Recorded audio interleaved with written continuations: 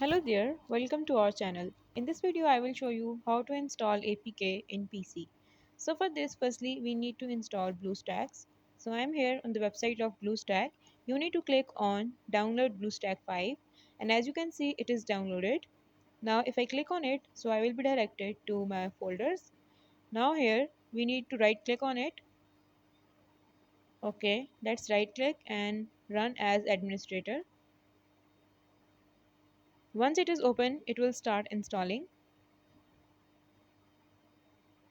Okay, so now click on download BlueStack and now it will start installing. It may take few minutes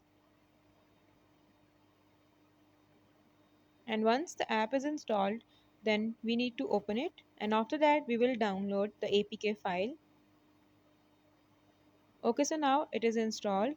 Now we will download this speed test by Okia file. This is an APK file and we will download it. Simply click on download and it will start downloading.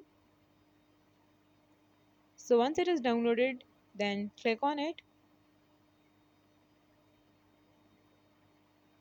So as you can see, it is downloaded. Now we need to go back to BlueStack and here in right side you will find APK option. Here we have this APK, click on it and you will be directed to the folders from your PC.